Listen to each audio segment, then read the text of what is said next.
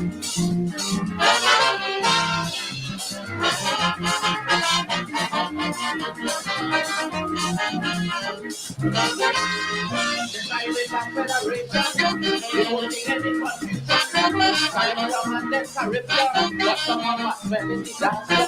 the West Indian politician, I mean, you went to big institution, and how come you can't unite 7 million? When a West Indian unity, I know it's very easy. If you only rap to your people and tell them like we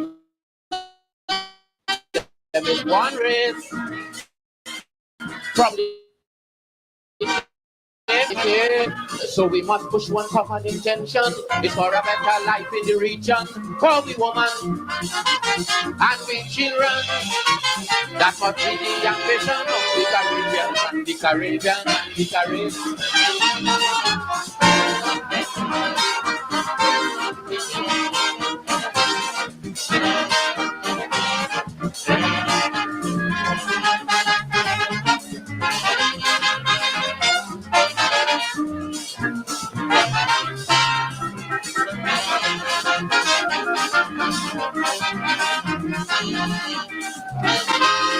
They say that the Federation was imported white from England, and you're going and form a character with a true West Indian flavor.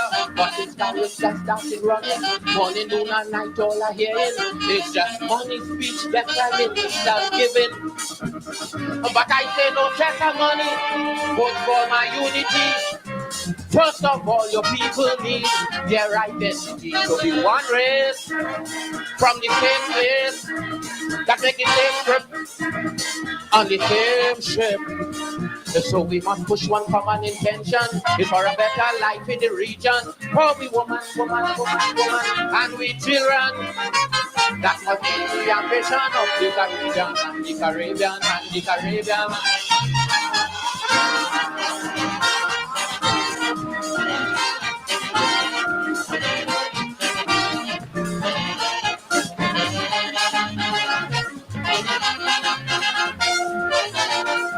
Papa.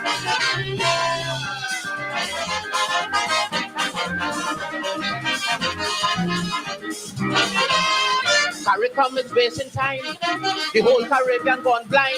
If you don't know from where you're coming, then you can't plan where you're going. That's why some want to be communist, rather some want to be socialist, and one set a religion to add to the foolishness. Look, a man who don't know his history can't form no unity. Tell me how could a man who don't know his roots form his own ideology? One race from the same place can make the same trip on the same ship. So we must push one common intention before a better life in the region. For we woman, and we children. That's what we the ambition of the Caribbean, the Caribbean.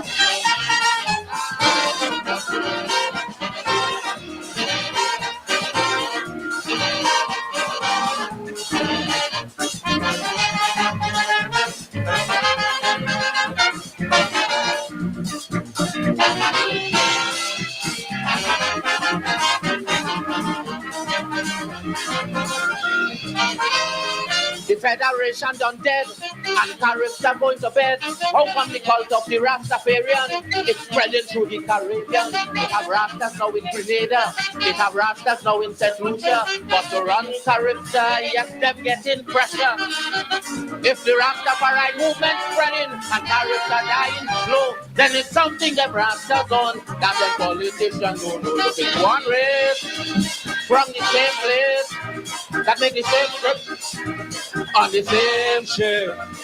So they pushing one common intention for a better life in the region. For the woman, and their children. That's what we do ambition.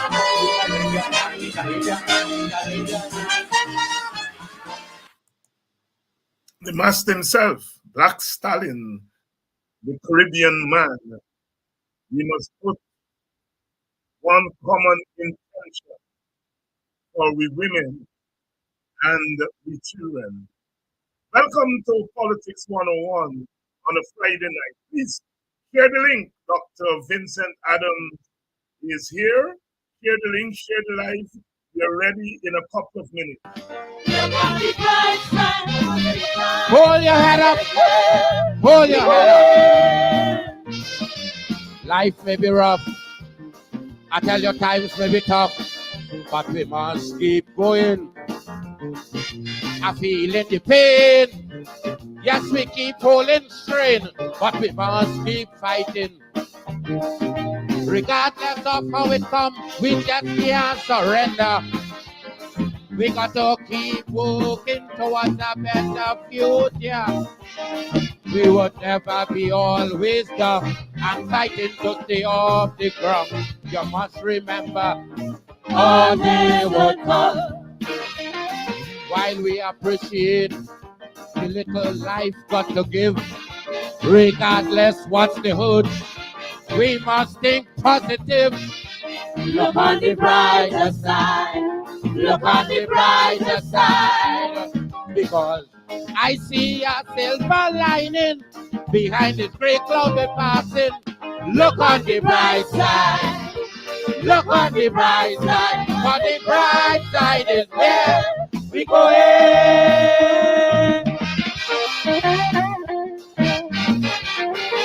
No more negative thoughts.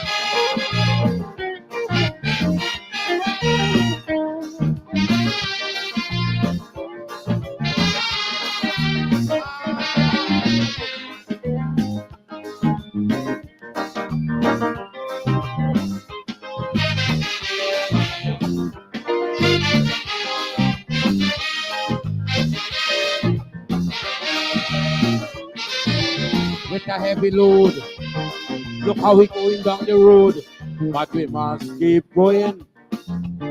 As though we commit a crime, and we keep serving time, but we must keep fighting. Remember they say that nothing lasts forever. One day is for the slave, one day for the master. So always keep your courage up. Don't allow confidence to drop. One day we'll be right there on top. While we appreciate the little life got to give, regardless what's the hood, really must think positive. Look on the brighter side. Look on the brighter side. Because I see a silver lining behind this gray cloud we're passing. So look on the bright side. Look on the bright side. For the bright side is where Trinity going.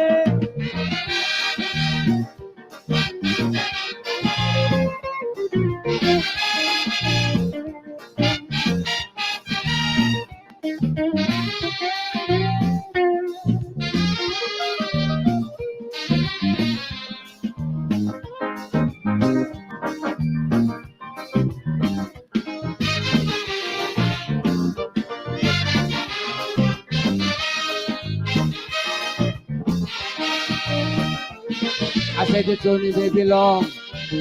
Look how we keep falling down, but we must keep going. It keep getting hot, like the pressure won't stop, but we must keep fighting. Everybody in life must have their little setback, but we just can't say that's that. Sit down and relax. Don't care what you go through today. Surrender we must never say. Yeah, there's a will. There is a way.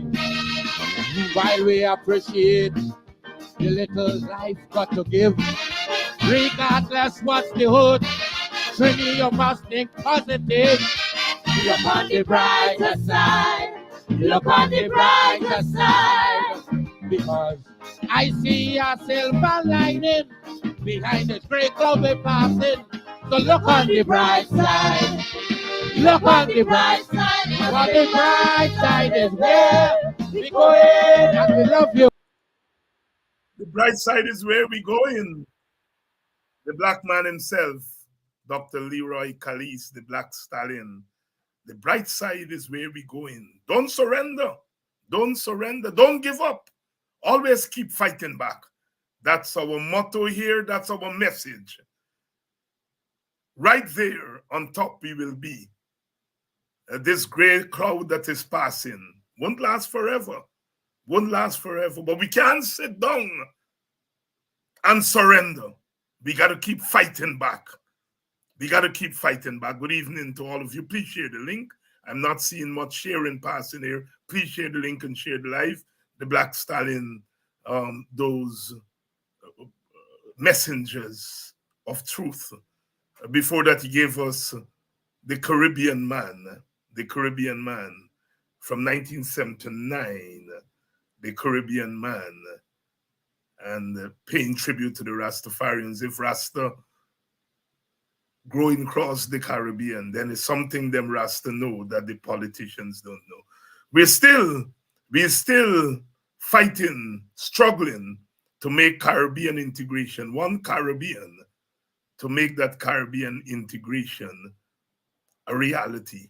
We're still struggling. We notice in the wake of the elections in Venezuela, how divided our Caribbean leaders are. I don't think the Caribbean people are divided on these issues. It's the Caribbean leadership. And that is why Black Stallion said, how come you got a big institution, big university, and you can't unite 5-6 million people? Asking questions of our politicians. But then he says to us, look on the bright side, for the bright side is where we're going. When we get to the bright side, you will remember that we used to spend time here every evening at 7 o'clock, fighting back. You know, in that beautiful song by Bob Marley, No Woman, No Cry. Some people think it's a love song, it's a ballad, but it's none of those. It's a revolutionary song. It's a song of memory. I remember when we used to sit around the fire, that Georgie light. And we used to drink cornmeal porridge, of which I share with you. My feet is my only carrot. So we got to push on through. We got to push on through. It's a song of memory. It's a song of memory, not a love song.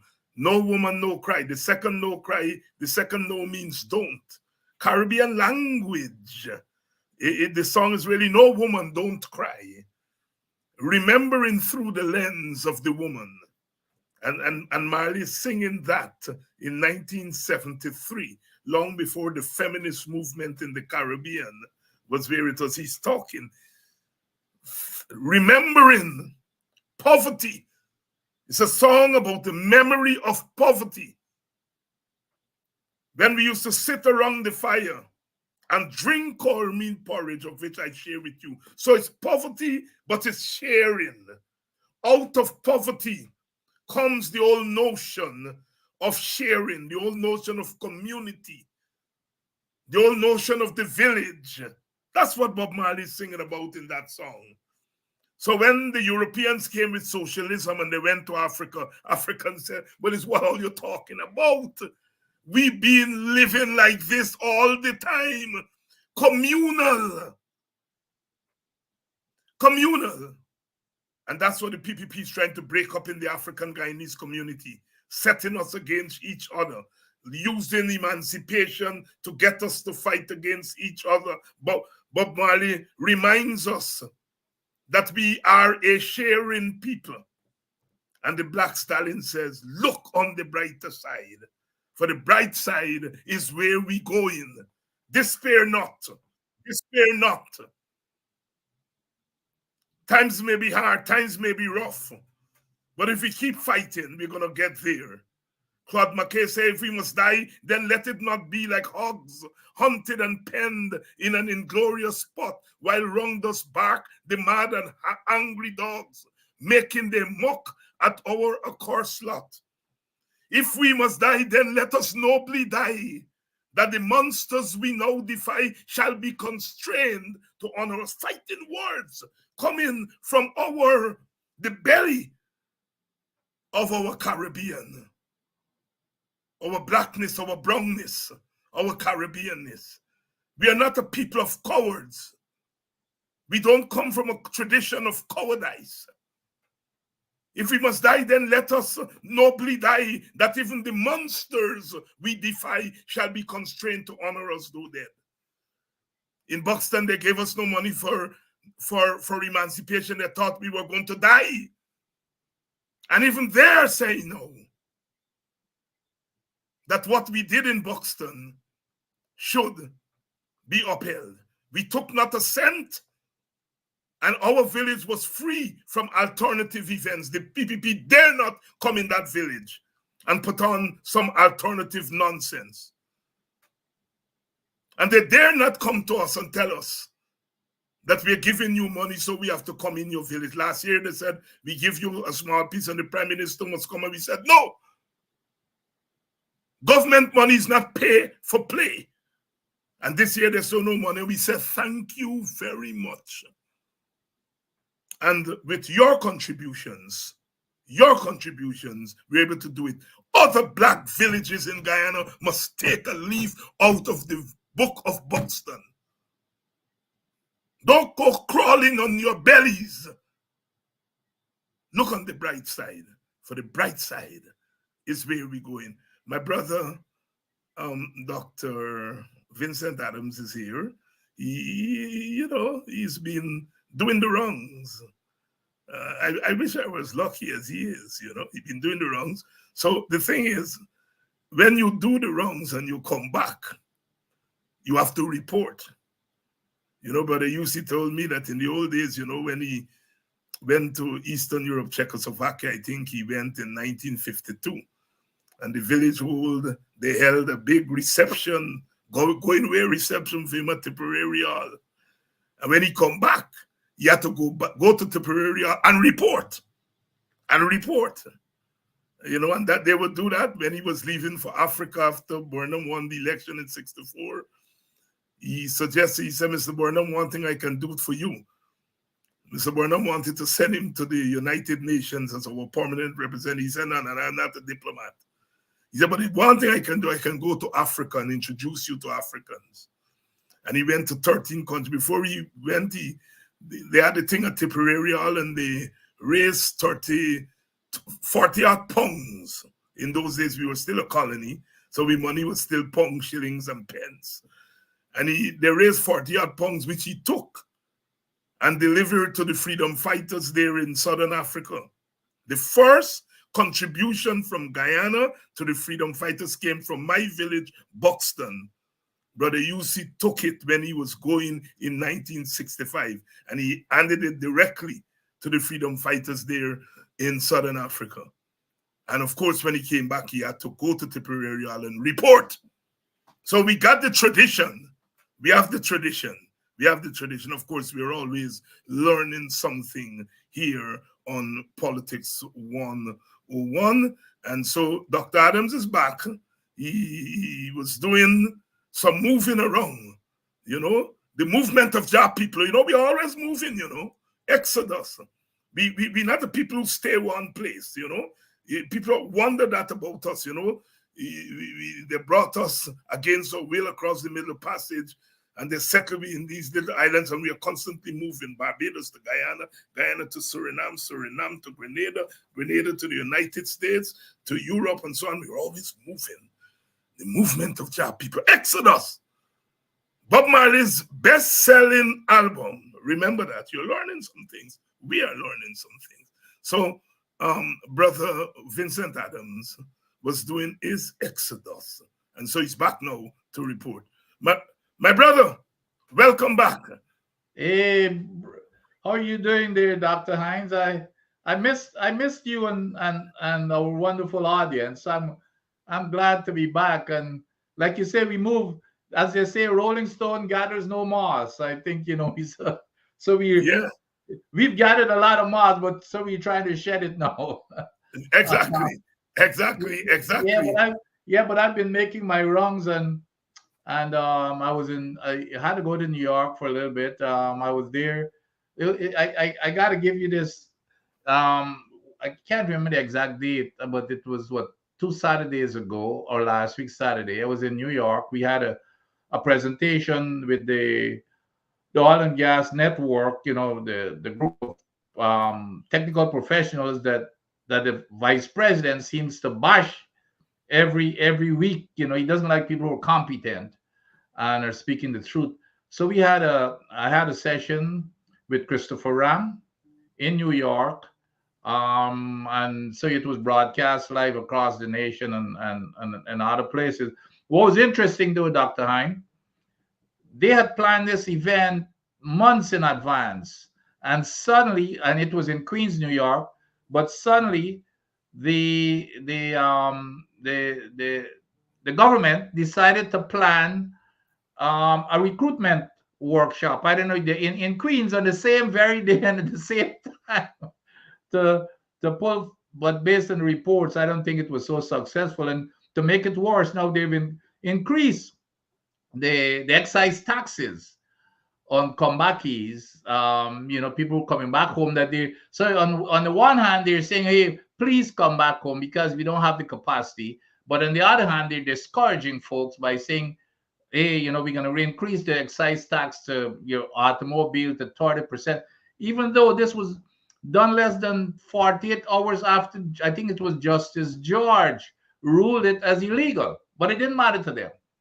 But anyway, as part of my, the time that I've been gone, I also um, accompanied my very good friend Sir Clive Lloyd, he to receive his award, his CARICOM award in Grenada at the heads of state meeting in Grenada. So it was an honor to be there with Sir Clive, and of course it was an honor to be amongst the all of the prime ministers of CARICOM.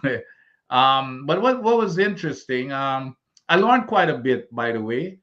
I was a little bit disappointed in our president, who was the he's the outgoing, what do they call it, chairman of CARICOM, or Yes, so he chairman. was the outgoing chair, and so he had to give a speech, his farewell speech. And I mean, I've never heard so much just whining and complaining.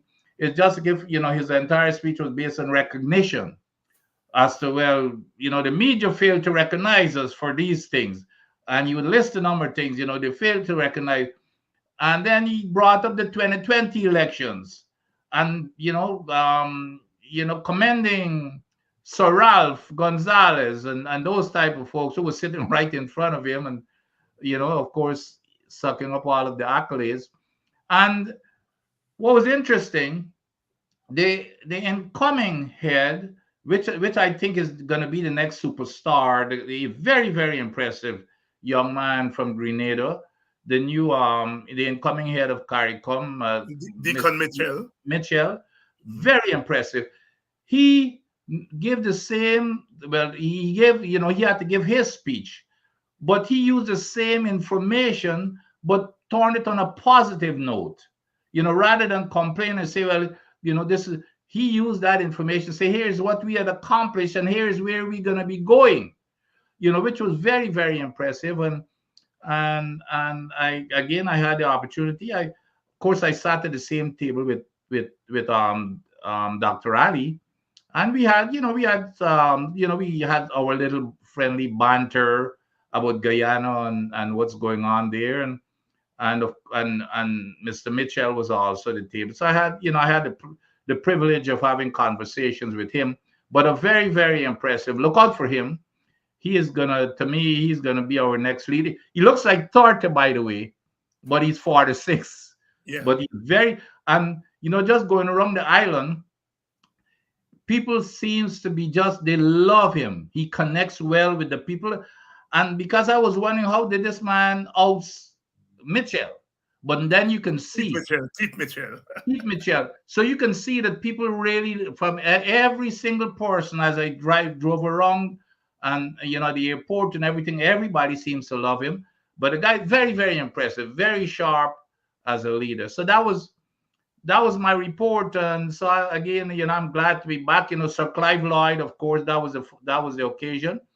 And many may know that the only thing that I personally didn't like, and I know a whole lot of people didn't like, was Gary Sobers was the first to receive the award, which is obviously no, I don't think anybody would question it.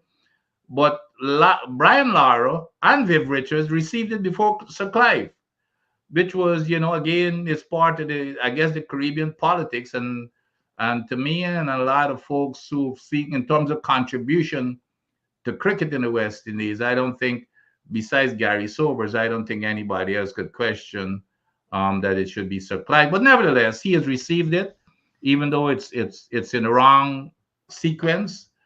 I think he's very, very appreciative, and he gave a good speech, and even, recommended some things as West Indies cricket move forward. And we are going to talk a little bit more about that on Sunday night on our cricket program. But it's Yep. good to see our CARICOM, our Caribbean leaders, recognizing people like Sir Clive Lloyd and others who have done so much for Caribbean integration. When one talks about uniting the Caribbean through cricket, Sir Frank Worrell and Sir Clive Lloyd are the ones who must be right up top, right there. Others made their contribution, but in terms of the pitch, using cricket as a form of Caribbean integration, Worrell at the vision, and Clive Lloyd put it in action, and we won. We won. We ruled the cricket world for 2 decades precisely because Caribbean integration.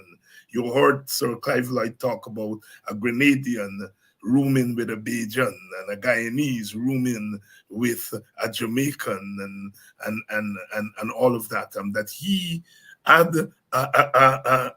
he was a visionary in terms of what he wanted to use Caribbean cricket to do. But we'll talk more about that on Sunday. Some of you are saying, good to know our Guyanese history. Yes, it is true. I go back and I say that one of the glorious times for African Guyanese in politics was that period when Burnham and Guyana worked together. I am doing some research on that period to be published. But it was a period when African Guyanese really saw a lot of progress in our community because we had the cultural leader and the political leader speaking from one book and one page and fighting along that way.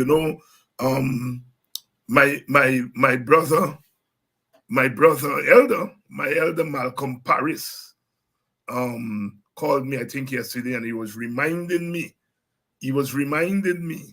that Dr. Jagan was prepared to serve as prime minister under Burnham's presidency in the 1980s, and that Burnham died suddenly, and Hoyt took over, and Jagan was still prepared to serve as prime minister under Hoyt, and Hoyt didn't go through with it.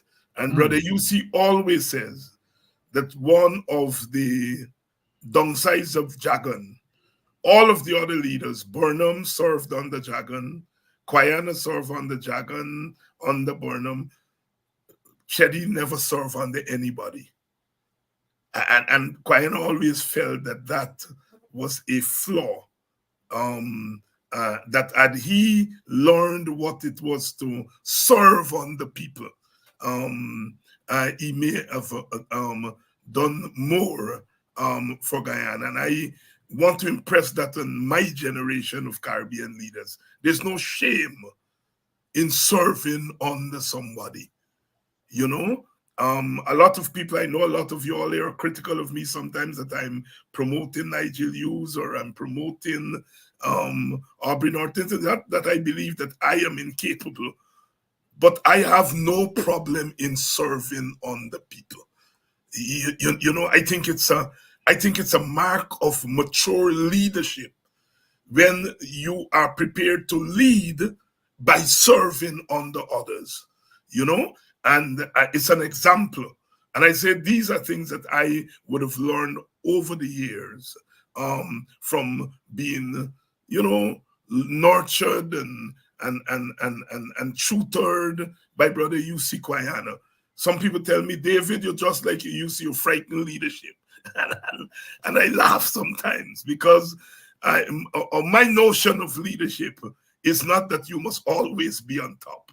You can lead from the middle, you can lead from the bottom. So yes, we want to make that an example in our politics. Dr. Adams, emancipation.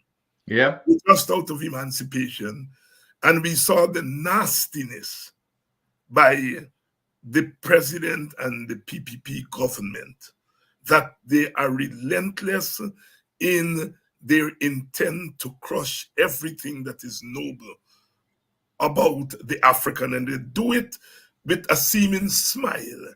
They do it by taking advantage of what they think are innate weaknesses of our people.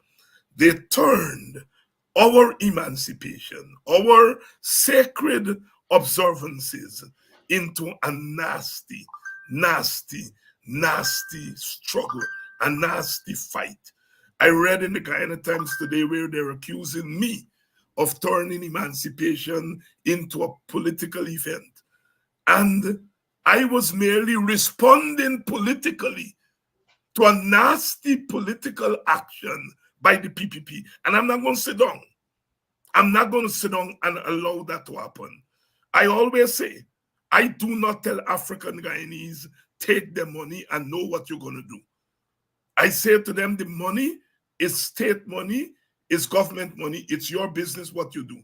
The thing is, they are glad when we tell people to take their money, because they then play on people's gratitude and people's, black people say thanks. And they play on that. And they use that to say to black people, you all are mendicants. And so that is why I never put black people in that position by telling them, take their money. What I say to black people is, your all money, and you all decide how you are going to deal with your own money. But they like when we say, tell our people to go take their money, because they then use it to crush our people. Dr. Adams, were you happy with what the government attempted to do, and in many regards, in some regards, did during this emancipation?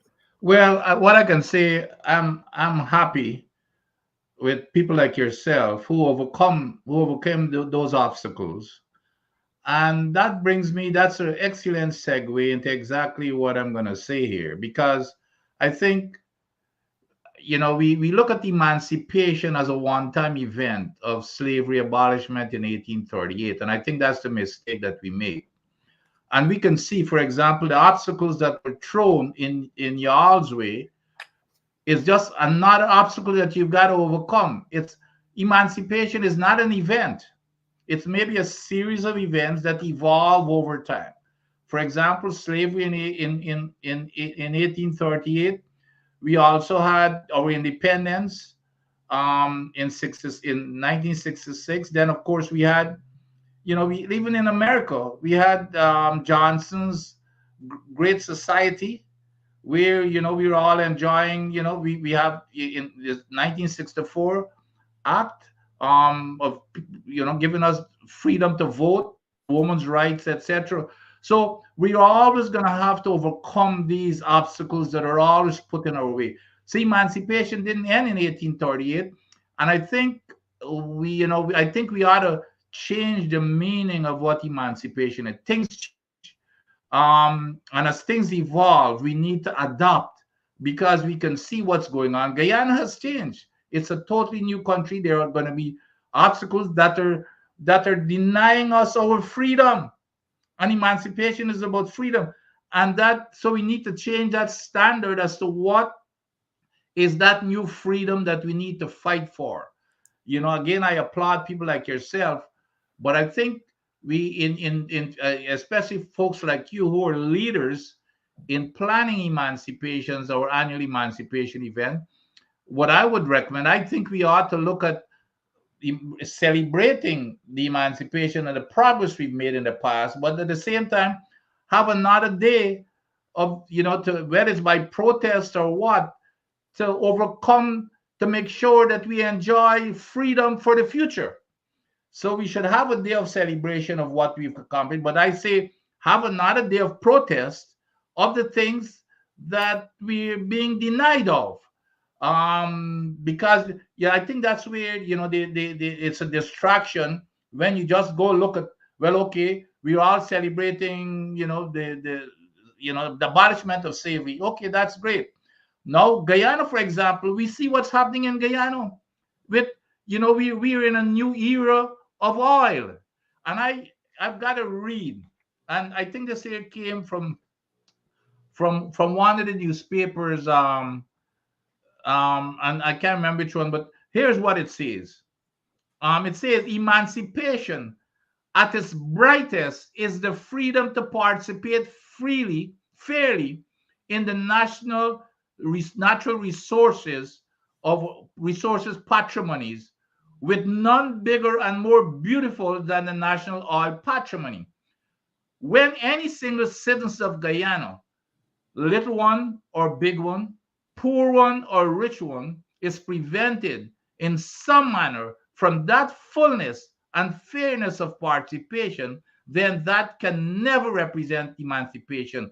Any limitation to enjoy the fruits of that national oil harvest is not emancipation at its truest. So again, it's nice to celebrate, but we've got to change the whole meaning of of what it is that we should be doing in terms of the past to celebrate it, but fight for the future. And it's exactly the hurdles that you had to overcome, even to celebrate the past.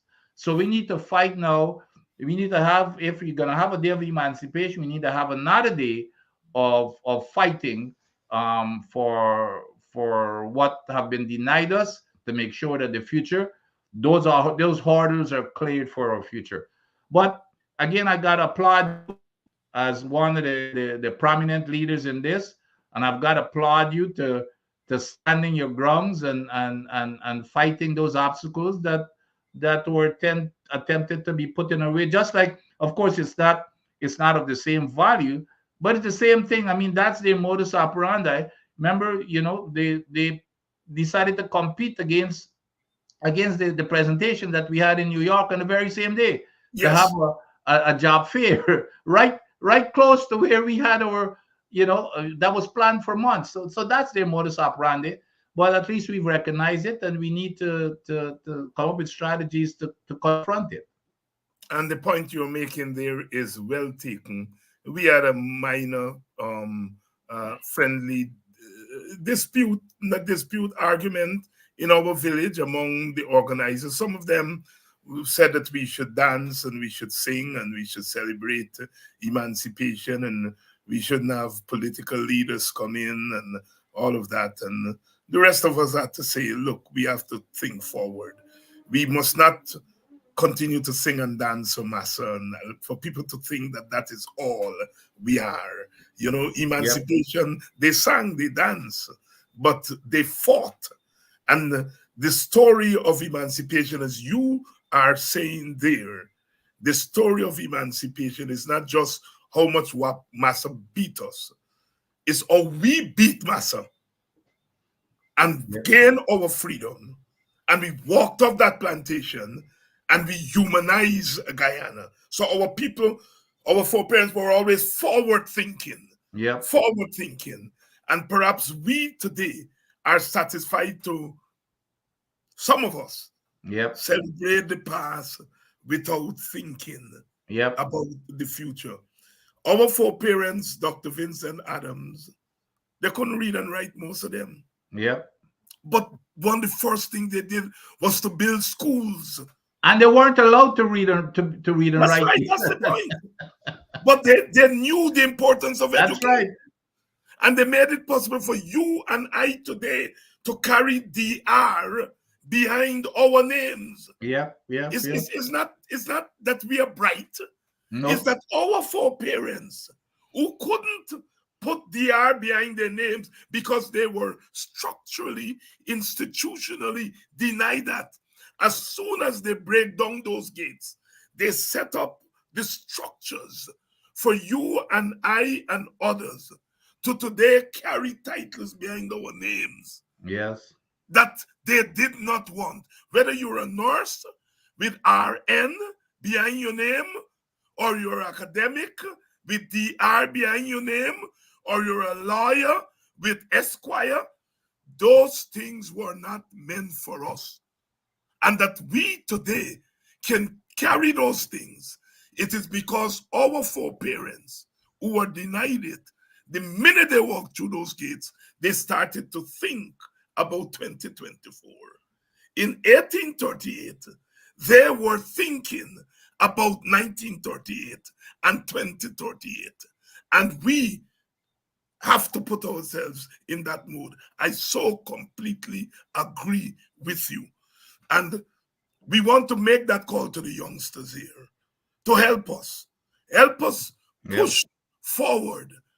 What Bob Marley said, we got to push on through. We got to push on through to make everything all right. Good evening to all of you who are joining us. Yes, we're back. Emily, good evening. I didn't see you for the entire emancipation season. We didn't see you, Emily.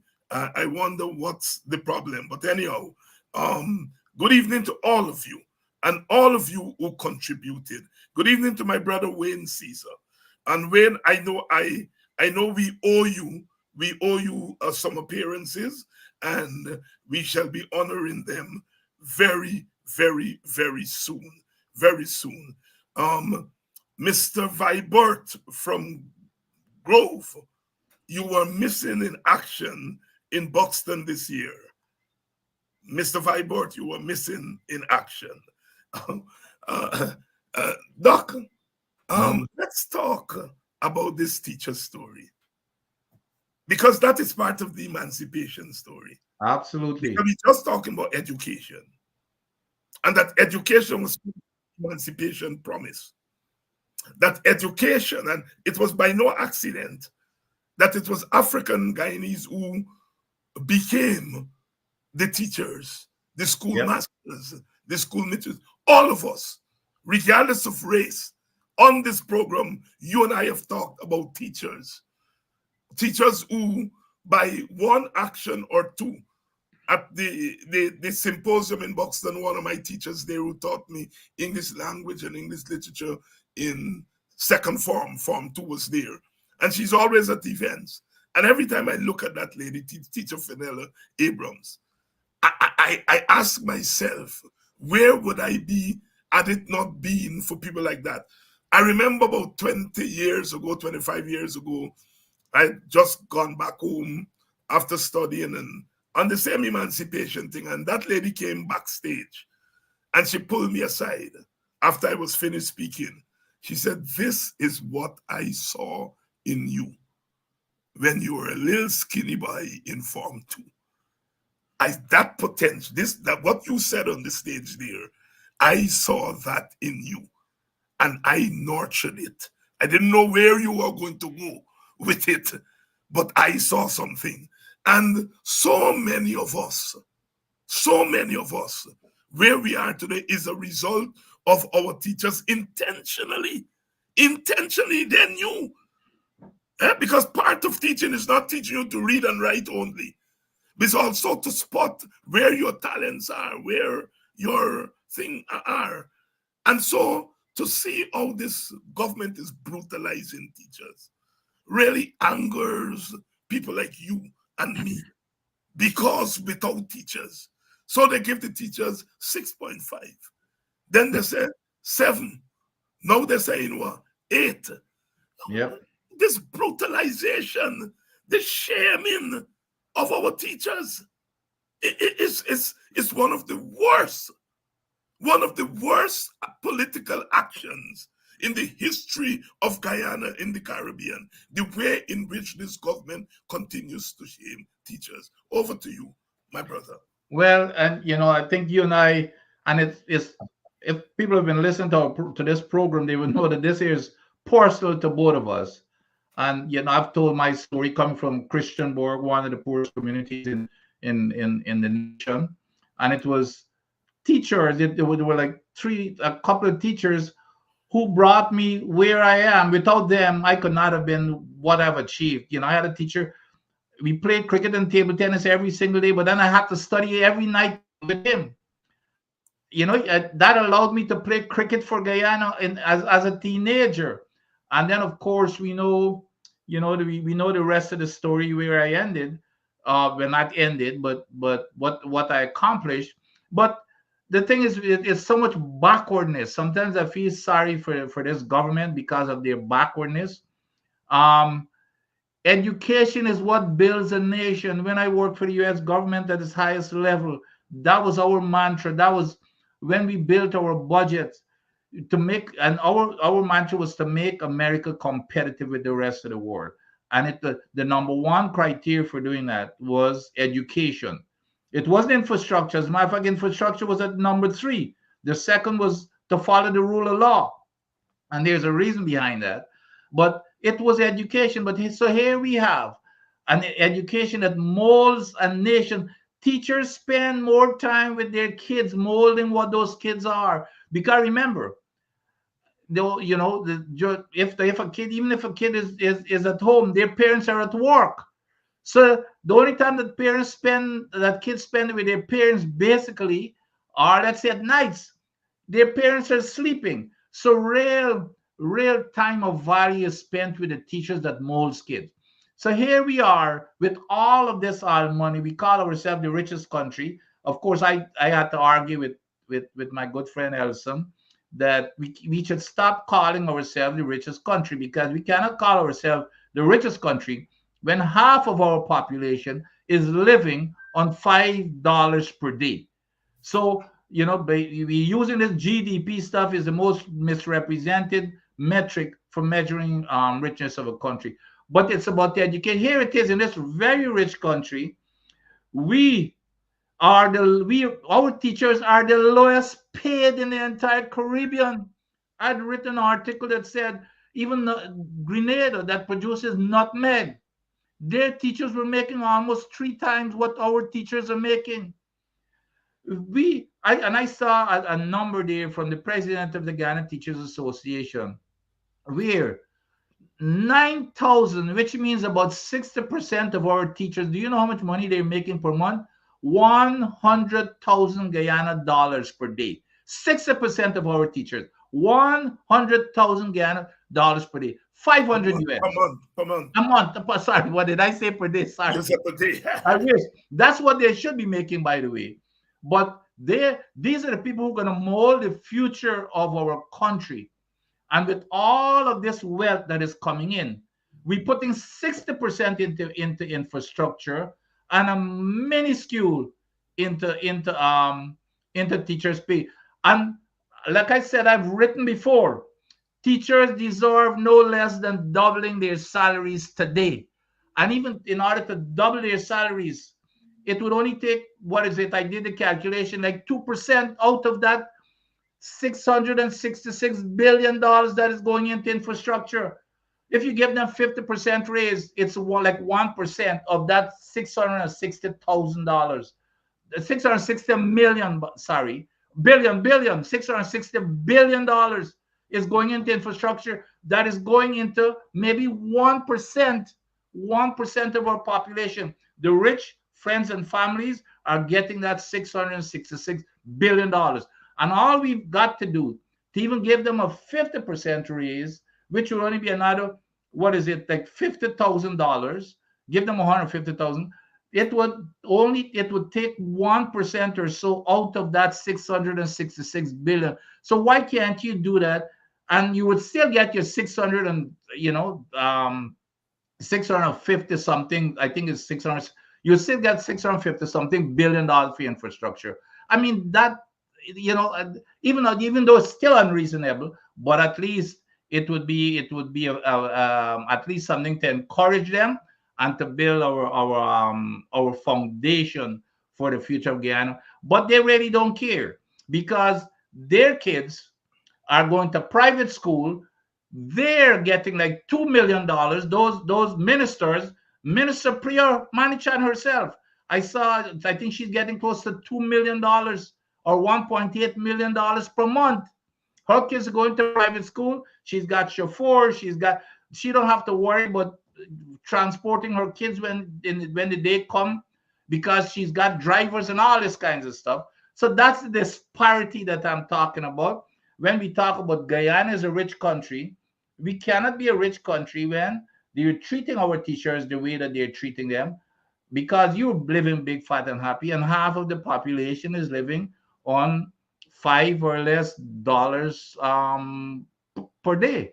So it's a disgrace. It's a disgrace in a country that is calling itself the richest country on the planet.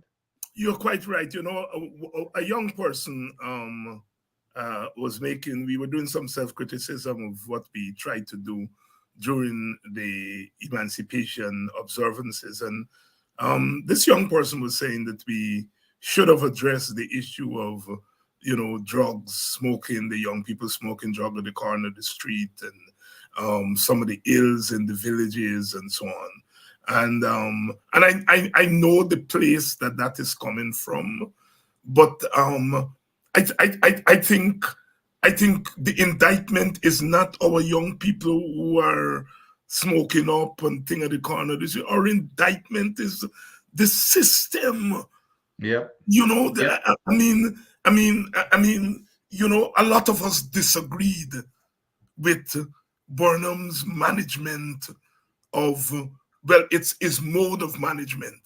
But by God, national service as a government intervention had cleared the streets of little boys and little girls standing up at the corner, hanging out. And if this government or any government is serious, they would put programs in place to clean our streets. And so therefore, the young person was saying that we should have talked more about drug smoking and things. I understand where that person was coming from. But I felt that was not the time for us to be poking our fingers in our young people's eyes as if they're out there because they wake up in the morning and say, I will do nothing else in my life than to go to the corner and smoke drugs. The government is there to look after the welfare of our people. That word, you live in America part of the time, and you look at the state constitution of Tennessee or Arizona or anywhere, that word welfare is in there. And if our government, and in this case, I'm not just indicting the PPP government, I'm indicting our own government, which was there, that we need to use resources to put our young people in positions where opportunities are open to them. Your thoughts? Oh, without question. I use my example. You and I, both of us grew up poor. So we did not grow up with a silver spoon in our mouth. My mother couldn't read or write, but we did not even know that we were poor because we had neighbor community. But these days everybody got to go there and hustle. We had our little garden. You remember Bornham, when in Bornham time, Field House and Close the Nation, everybody had a little garden. We used to get your seeds for free. But it's that culture that is built in. Is that vision that is totally missing. Look, here's a good example that myself and the Prime Minister had. We exchanged a few words in when we were in Grenada. I challenged him and I said, wait a minute, you guys had that track, that all-weather track in Linden was handed over to you halfway done in 2020, and until now you can't finish it. It's still full of bush and grass. The man argued with me and said, no, it's finished. I said, how you know? He said, well, he just got there. When I called Duran Adams and Adner, there was absolutely not. That don't say the track is far from finished. All the columns that are empty. The track is still 4 years now. And they hadn't finished that track. Now, those are the kinds of things I remember when I was a little kid. Like I told you, the teachers used to have me out playing and and finding things to do. Nowadays, the kids do not have any recreation facilities organized. That is, and and even those who have to go to it's costly for them. They got to buy their own cricket gear, their own football.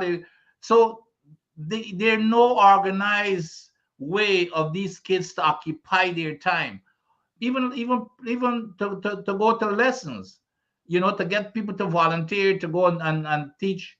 Even we don't have that type of thing that existed even when we used to be poor, but we used to do things of value. It wasn't about material things. It was what was valuable to us. A good education, our parents recognized that, and they got encouragement. They, like teachers, for example, Dr. Hines, teachers were the most respected people in the community.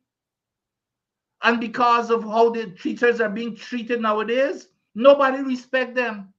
The teachers themselves got to hustle for themselves, even come and selling sugar cake and all kinds of stuff at these schools. That never used to happen in our time. They were the most respected teachers and policemen. So it comes from those institutions, from the top down. And to me, they really do not care because they live big, fat, and happy with security. They've got security guard, they've got drivers. So they really don't care with the rest of the community. It's all about selfishness, and they don't care about it's their friends and families and favorites. That's what it is, and we've got to change that, Dr. Hines. If we do not break the back of that, then there would be no future for those young kids. Yes, yes, yes. And Philip is saying quite right here, they will not do anything of that sort. Their aim is to paint a picture that all black folks do is smoke, thief, and party. And what Philip is saying here is what we call, Dr. Adams, the subtext, that they are prepared to not do anything policy-wise to get our people off the streets. And then we start to turn on those youngsters and say the youngsters are bad, as if they're born bad, and so on. And that is why I am quite careful. I remember as a boy, I born and got a place called Bottom Station. Under the train station, that's where they used to gamble. And as a little boy, you're curious, you're going watching the gamble. And the big boys who gamble used to chase me. Not here. I so badly want to go and nick with it. I said, David, you're a schoolboy. Not here. And they would chase me from under that station. And we had a gambler saloon, Auntie Jarvis, gambler saloon. Dr. Adams, I grew up in the village, always want to know what inside the saloon look like. You're playing like if you're passing, and you're jumping up to see what's going. And when those guys who gambling in there see you, they chase you. And say, not even in the vicinity. I am saying that to say that our people aren't born so. And our people recognize that what they're doing is not awesome. I pass a place they call Cliff Street in the village there. And I know it's Cliff Street. And everybody knows Cliff Street. Dr. Adams, I never see a spliff. Whenever I pass there, this spliff does hide. And what I'm saying is, don't believe those young people are foolish. They're not foolish. They understand that what they're doing is not an example that they want to set for others. And I think it's up to people like us who are in politics, in leadership, to use the power of governmental institutions to help those young men, mostly young men, who are caught in that situation. And obviously this government, as Philip is saying, do not have an ethnic or racial interest in doing that. The burden is then left to us if and when we put our hands on power again. Any No, comments? no question. Again, everything for me starts with education and the teachers, by the way. Look, when we were small, we can relate to this, Dr. Hines. Teachers, if you're weak in a certain subject, teachers would volunteer to give you teachers would volunteer their time to give you extra lessons in the afternoon. You didn't have to pay anything. Nowadays, because the teachers, they've got to try to make up for the measly salary that they're getting, they're charging you all kinds of money because that's how they make their extra, their extra small piece. But in our time, they would volunteer to teach you extra lessons so that you can catch up with the class. That doesn't happen anymore. So those kids now who are being left behind, they're finding themselves frustrated. Their morale has just going through the bottom, and they turn to their alternative because then they're embarrassed, with the other kids, doing well and they can't. They believe that they're a bunch of dunces, and they turn to going on the streets and doing things that they're not supposed to be doing. So I come back again. If we make these teachers whole, we're going to go back to that old tradition where teachers going to recognize what their role in society is, and they, because teachers again see these kids in their when the kids are busy and doing it during the daytime more than the parents. They're the ones who mold the nation, and we've got to give them the tools, which we enjoy, Dr. Hines. Like I said, we grew up as poor as a, what they call it, a church mouse. But we did not even know it because we had the love and support from the teachers. And of course, we come home in the afternoon and we go to bed and from our parents. But it's all starts with the teachers. And that's the one thing that this government does not understand. They don't believe that the teachers are value anything, as we can see how they're treating them disgracefully.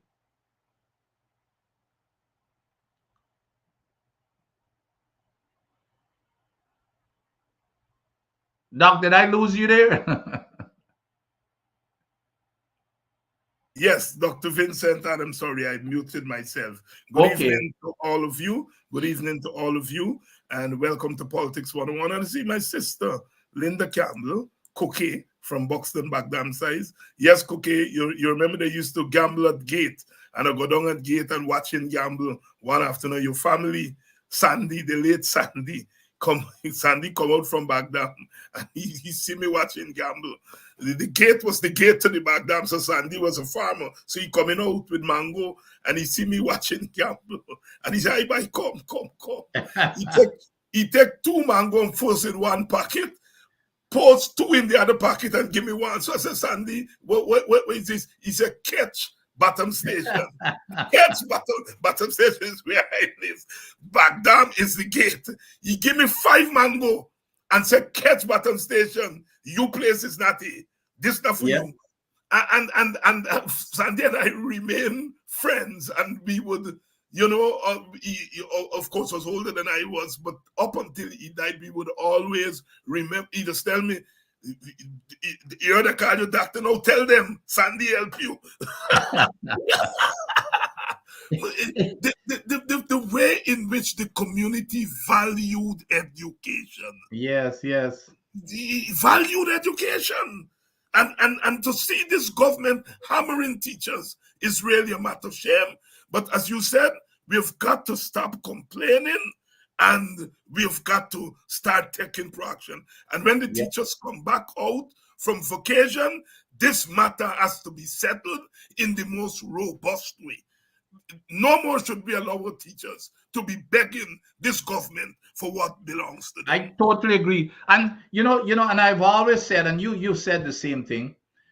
The teachers will not win this by themselves. And I'm telling you, it's really frustrating to see like the Public Service Union with Patrick Yard and those folks not coming out and supporting them, because I'm telling you, Dr. Hines, I'd be willing to bet anything.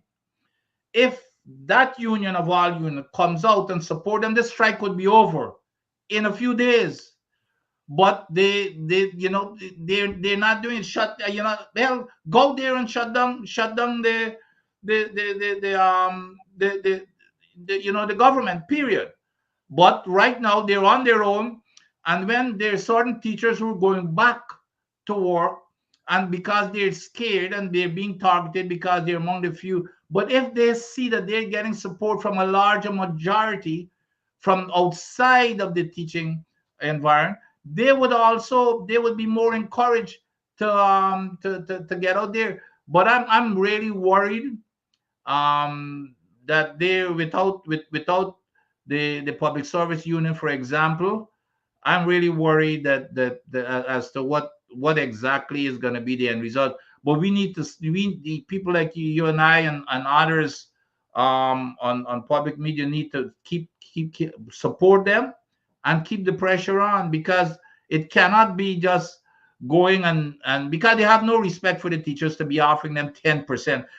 By the way, have we forgotten that the vice president and the president, when they were in opposition, they were going after the now opposition, the coalition, to give the teachers 50% pay raise?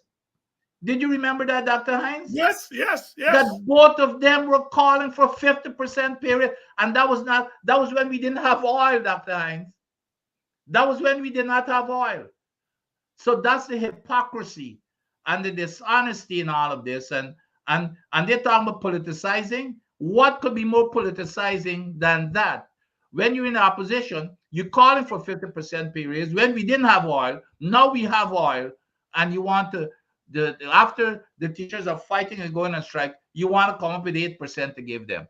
What could be more politicizing of this situation than that? Dr. Vincent Adams. Dr. Adams, we've been hearing a lot of talk about oil interest charges. And the vice president, of course, a waxing lyric on what the government is doing and what it's not doing. Bring us up to speed with that discourse. Well, sometimes I don't know where to start. A lot of times when you get into these discussions, like trying to argue with a 5-year-old. You know, here it is that the vice president, by the way, and the minister saying here, well, we first of all, we're not investing, which is nonsense. The government is investing because and that's another story. So there's an interest that Exxon is charging us with the money that they're investing, etc. That interest is going into cost, meaning paying the expenses that comes out of the profit. So the more expenses it is, the less profit we get. Okay. So here is the foolishness that this vice president is saying. He said every week they ask him, the media ask him, well, how much interest are we paying? Well, his son, I don't know who gave him this answer, but his son is coming up now in the last few weeks. Well, I've told we're paying zero. The man even made this signal. Oh, we're paying zero interest. However, listen to this foolishness, and you don't have to be an oil export or a finance export. He's saying we're paying zero interest. However, the FPSOs, meaning the ship, the $1 billion ship, they got to borrow money, and then they're leasing those ships. So there's a lease cost, a hell of a lot of lease money we're paying that is coming out of the cost, that is coming out of our profit. However, the money that they're borrowing to build the ships, they're putting it back into the lease. So the interest that they're paying is going into the lease. So whatever interest they're paying off of those loans to supply the ships, it's going into Exxon paying the lease, which goes into the cost bank that is coming out of our money. So he's foolishly saying we're paying zero interest. However, the interest is going into the lease that we're paying for. I mean, it's so foolish and stupid that he cannot be. If this guy is supposed, I guess he's supposed to have studied finance. So I believe he just take people for fools, and nobody's paying attention, and he's using fancy words. So it's all nonsense. We are paying interest on that loan, and they need to tell us what that interest is. Is it 10%? Is it 20%? Is it 30%? Or what? He cannot tell me he doesn't know, because that would even be worse if he doesn't know. And stop lying, or stop trying to kerfuffle the issue by saying we're paying zero interest. However, the interest is being charged through the lease that is part of the cost, banker cost style, which is coming out of our profit. So you can't say we're not paying interest. It's absolute nonsense and foolishness, and it's a con game. And of course, he keeps saying that the opposition does not have a strategic plan. The assumption is that he has a strategic plan. Let's talk about that as we wind Well, up the program. that's the other funny part. So every week he's faced with this question. So I mean, sometimes when I look, because I normally look at him so that I could respond Right. to certain things. So some days I will be laughing, and then some days I'll get my blood pressure just goes up. To be honest, so Thursday, this last Thursday, the man decided to stack a stack of some volumes of reports. He said, here is our plan. But guess what? This plan was written in 1990. I think he said 1994 or something. Yes. As a matter of fact, he said they invited. Dr. Kenneth King and others worked on That's that right. plan. That's right. So this is a 1994 plan now that he stacked in his desk again. It's to con people that here is this plan. It's 1994. So that's a 30-year-old plan he's putting on his desk to con folks that this is his strategic plan. And but that's the kind of thing that the guy is a con artist, and he gets away with these type of things. So there cannot be anything that is based on all of this infrastructure that people are questioning. How are these infrastructure, are they part of your plan? You're spending our budget has tripled in the last 3 or 4 years. So the question has always been, where is your strategic plan? You're going back to the sovereign wealth fund, and look up to recently. I think what they said the last drawdown was 60 billion. You're going back there all the time. Where is that plan in terms of how to spend this money? Rather than waking up one morning and saying that you're gonna go, that you want 60 billion dollars. You got the votes, so you're taking advantage of that. So it's ridiculous to bring a 30-year-old plan and put it on your desk to impress folks that you had a plan. That plan had nothing to do. I guarantee you, there's nothing there to talk about the energy project, the $2 billion project or something that they can't even get funding for. That is also going to be paid for by the taxpayers, because XM Bank is not giving them, they've not approved it. Dr. Vincent Adams here. Dr. Adams, only the other day we were talking about $1.2 trillion budget, and already the government has gone back for supplemental. What's happening? Yeah, that's exactly and they're taking advantage. Of course, they've got the votes, but they're asking for this money without a plan. And again, he's bringing this stack of volumes of stuff to impress folks that they know what they're doing. None of that volume, that 1994 volume of whatever he put on there, has anything to do with the question that people are asking. You're spending this money, your budget has tripled. Where is the strategic plan for spending this money? What are the projects you have there? Which is a for planning. There's nothing of the sort. So it's a big bluff, because I remember the energy project that is about what is it now, $2 billion US. He said that there was no feasibility study, which is required by the contract with the Exxon, that you must do a feasibility study if you're going to utilize that gas. No feasibility study. He woke up one morning, his feasibility study that he bragged about, he said it's a no-brainer. That's his feasibility study, a no-brainer. So there's no plan whatsoever. And so that's a big bluff and a big con game with that stock of documents. And of course, the hypocrisy, because just the other day he was deriding the coalition say all they were doing feasibility studies, and he ain't got time with feasibility studies. He ain't Yes. got time with plan. He's an Yep. action man. He ain't Yep. got no, and now he claiming that the opposition ain't got no plan. When the other day he was deriding them You're for right. having plans and Yes. things. The man is all over the place, and you're quite Yep. right. They Yep. really believe he's stupid. And that is why when I say my auntie send me to school, they just get vexed, because I'm saying we are not foolish as you are making us out to be. Dr. Adams, always a pleasure to have you. You could be doing anything on a Friday, because after all, Friday night is Friday night. Absolutely. Yes, we're heading out now to the wake of Dr. Simpson de Silva, who is being buried tomorrow. Oh, Yes, you so, know him or of him, I'm yeah, sure. yeah, yeah, yeah. I know of him. I know of him. Definitely, I know of him. Yes, he's been buried tomorrow in Give my Bolívar. regards to give my Yeah, regard, please. right. I most certainly will. Became a minister at age 25.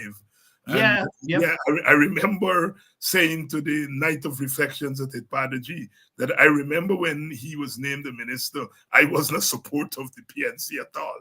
But when Burnham named this 25-year-old boy as a minister, I mean, it was my age. It be a grow match, and to see my grow match as a minister, it didn't Yeah. matter Yeah. that I didn't support the government. So in that sense, I grew up with Simpson de Silva, Sure. and really got closer to him as he became very much part and parcel of the Black freedom struggle here in Guyana. Gone too soon, but the Yes. ancestors would be glad to welcome him back into the kingdom. My brother, Sure. thank you very much, and I'll see you on Sunday. It was a pleasure. See you on Yes, Sunday. thank you. Dr. Vincent Adams here tonight, sharing with us some thoughts, some insights, and we are all richer because of it. The struggle continues. The struggle continues to be enriched by the thoughts and the ideas of our people. Without us, there is no struggle. The struggle goes on, and we must endeavor not to complain, not to complain, but to state our case and then to fight, fight, fight, fight. I'm going to see you all on Sunday for some cricket, and then back here next Monday. In the meantime, just take a little time and relax. Spend some time with the children or the grandchildren, or the nephews and the nieces, the young ones. They need they need the attention of us elders. The young lady at the pump gas station, I saw her smiling, and I said, Jolis, which one these car man get your smile? She said, no. Our daughter came home today and asked her if she know Dr. David Hines. And she said yes. And the daughter said, well, the man come and talk to me today, and the man powerful, the man said some things, and I want you to get to know that man. I had gone to summer school, as they call them now in Guyana. One of the teachers invited me to speak about emancipation, and there were kids 9, 10, and 11, and we had a good time. There were about 50 of them there, and that was my most enjoyable moment for the emancipation, talking with those kids, and they were all ears. They were prepared. You can tell. But they were taking in the information. And of course, when that young lady said that, or daughter went home and told her that Dr. David Hines came, and he said he's from Buxton, and that she must get to know that man, you know that you are getting through to our children. Sometimes we forget them. We forget them, the children. And there's a way in which they soak up the knowledge that we as adults really can't understand, because these children and the technology today, their minds are geared in a certain way, and we often forget them. I endeavor to do more of that, more of that. If any of you teachers who give lessons and all those things are listening, and you all need me to come and to talk to the children, I am open. I'm leaving space for that now that I have discovered that there is something there for us to work with. Good night, and I'll see you all on Monday.